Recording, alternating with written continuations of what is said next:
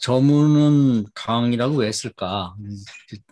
가장 그 단편 소설가들이 중요하게 생각하는 게 이제 그 제목입니다. 제목. 제목에다 어떻게 그 내용을 담아낼까 하는 것을 고민을 많이 하죠. 그래서 처음에는 뭐 뒤에 보면 이제 다른 제목을 있다가 아마 자기가 계속 생각해 볼 때 제목이 적절하지 않다고 생각해서 이제 제목을 바꾼 것 같아요.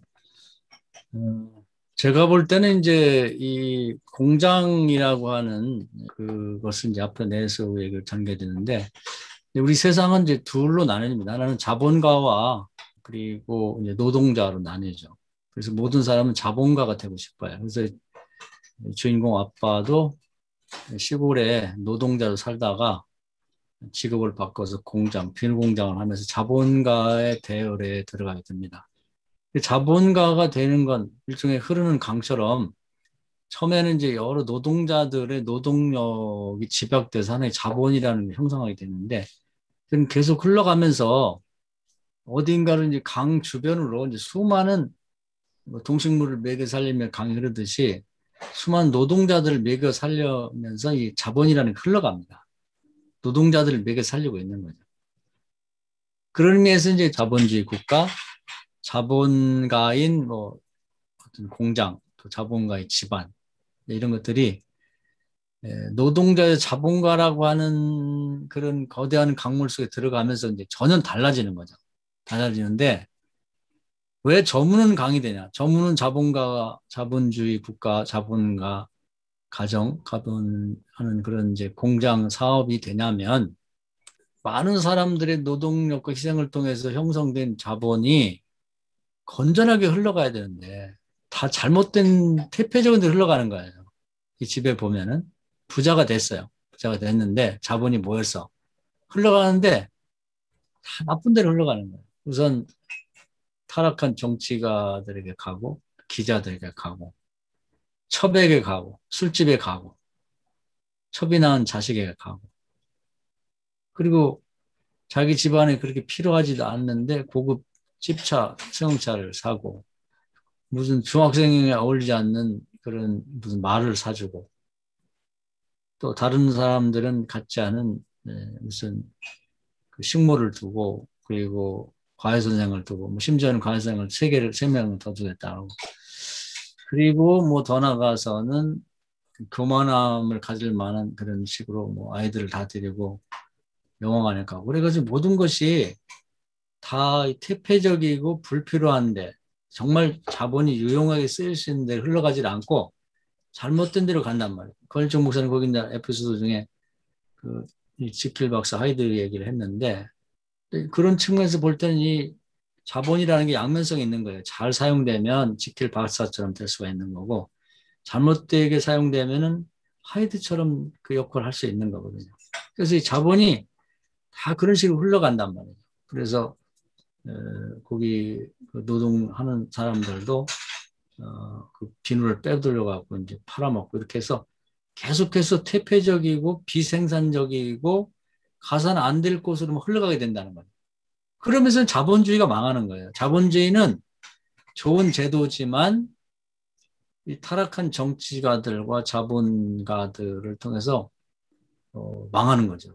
지금 전 세계도 보면 그렇게 자본주의로 처음에 잘 시작했다가 이 부패 때문에 이제 다 잘못된 길로 자본이 들어가서 생산적인데 사용 안 되면서 자본주의들이 다 망하게 되는 거예요. 집안도 다 그렇게 망하게 되는 거고 공장도 망하고 그런 식으로 간다는 거죠. 그래서 그런 전문은 강이 되는 거죠. 새벽 강이 돼서 새롭게 뭔가를 시작하는 강이 되는데 그런 자본주의가 되는데 그런 자본가가 되는데 그게 안 된다는 겁니다. 그래서 우리는 이 점에서 자본을 모으고 자본가가 되자고 하는 얘기를 많이 했지만 나의 자본이 우리나라의 자본이 어디로 흘러가는가 그것을 별로 생각을 안 해보고 산다는 거죠. 돈을 벌기만을 좋아하는 건 교인들도 마찬가지예요.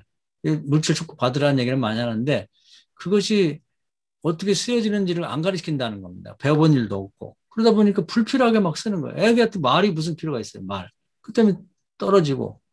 애들한테 총을 쥐어주고 손에 그 무슨 필요가 애들을 왜 집차를 태워서 학교를 보내고 그 불필요한데 이게 사실은 이 자본이 모아졌을 때 많은 사람들이 희생을 통해서 자본이 형성됐으면 뭐 다시 더 좋은 제품을 만든다든지 뭐 어려운 사람을 돕는다든지 또 이 직원들의 복지를 위해서 뭐 쓰여진다든지 뭐 교회 다니면 헌금을 한다든지 뭐 이런 식으로 뭔가 선교를 한다든지 좋은 일에 이게 쓰여지도록 글로 흘러가도록 만들어야 되는데 어디를 봐도 그런 곳에 한 군데도 쓰여지지 않아요.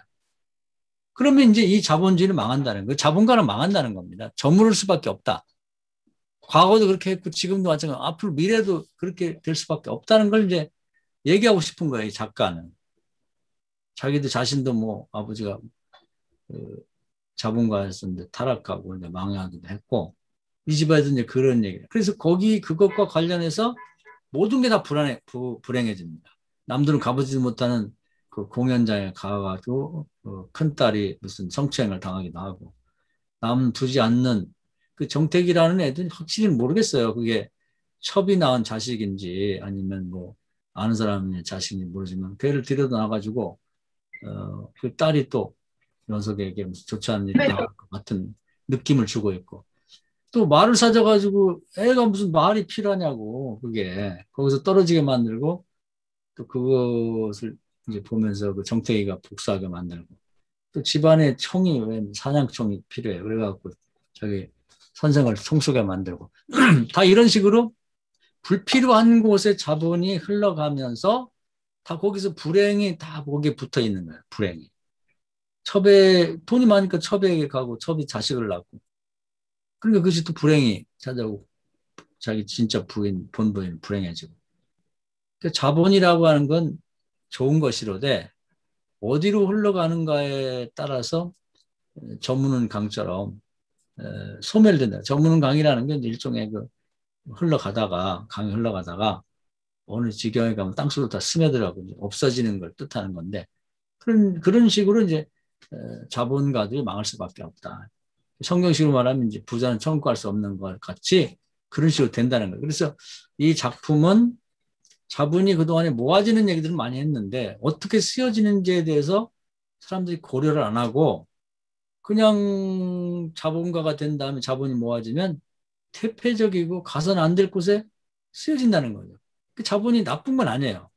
지킬 박사처럼 될 수도 있는데 하이드 같은 암암리에 쓰여지기 때문에 그런 흘러가는 자본의 영향을 받은 사람은 다 반감을 갖고 있어요. 공장이 스트라이크가 하는데 딴 공장이 스트라이크가 일어나지만 사실 이 공장도 언제 일어날지 모른다는 걸 보여주고 있는 거거든요. 다 도적질에 가고 또 이 집에 와서 금순이처럼 식모를 하고 또 심부름꾼 정태기처럼 하고 또 무슨 과외선생을 하지만 다 싫어합니다. 좋아하는 사람, 존경하는 사람이 없는 거죠. 이것이 이제 불행스러운 거라는 거예요. 자본주의는 이걸 고려를 안 한다는 거예요. 자본가들은 이걸 생각하지 않는다는 거예요. 근데 이건 나라도 마찬가지고요. 한 개인도 마찬가지고 사업체도 마찬가지고 또 교회도 마찬가지입니다. 교회가 부유해지고 재정이 많아졌을 때 그게 과연 생산적인 데 쓰이는가? 그걸 한번 고려해 봐야죠. 그 문제는 별로 생각 안 하고 항상 보면은 올해 목표가 결산이 얼마하고 얼마큼 늘었다. 이것만 생각하지 그걸 어떻게 흘러가고 어떻게 쓰여지고 정말 이게 사회 사람들이 생각하거나 교인이 보거나 누가 봐도 야 정말 저런 교회는 더 잘 돼야 돼. 이렇게 쓰여지고 있는가를 한번 생각해 볼 필요가 있다는 거예요. 되게 보면 너무 많이 모이게 되면 그 때문에 나중에 싸움 일어나고 뭐 이번에도 뭐 분당 어떤 교회 워낙 큰 교회가 헌금이 많이 모이다 보니까 뭐 홍보 관련 집사가 뭐 4억을 뭐 훔쳤다나 어쨌다나 그걸 뭐 고소를 하니 마느니 그런 게 일어나니까 그게 이 지금 이 작품에 나오는 집하고 교회가 다를 게 뭐가 있냐는 거죠. 그래서 자본이라는 것이 그냥 한 개인의 노력에 의해서 만들어지는 게 아니고 강처럼 흘러갈 수 있을 정도로 큰 규모가 형성됐을 때 반드시 흘러가는 거죠. 호수가 아니고 강이니까 흘러가는 건데 어디로 어떤 형태로 흘러가고 있는가. 그 부분을 우리가 집중적으로 조명하고 생각을 해봐야 된다. 그래서 생산적이고 가치 있고 선한 곳에 흘러가도록 철저히 관리하지 않으면 그 자본은 소멸되고 그 집안은 망해요. 그 국가는 망한다. 교회도 망하게 되는 거예요. 그래도 되게 보면 이 자본과 관련해서 엄청난 큰 싸움이 일어나고 그것 때문에 뭐 서로 고소하고 떨어지고 그 지경이 되는 거거든요. 그 정말 잘 쓰여지고 있는 거예요. 그것은 자본이 모이는 모든 부분에서 모든 영역에서 동일하게 이 문제가 심각하게 논의되고 있다.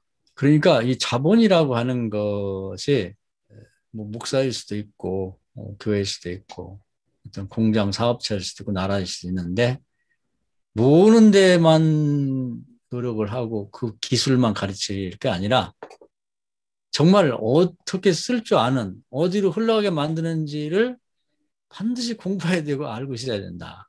단 한 푼이라도. 그래서 그런 자본을 가진 사람, 그런 자본이 모이는 교회나 공장이나 사업체나 다들 데모에서가 뒤집어 엎어야지. 이게 아니라 존경받는 대구의 최부자처럼 정말 존경받는 자본가 그런 자본의 운영이 필요하다 하는 것을 얘기해주고 있는 것 같아요. 그거 안 하면 다 저물어 버립니다.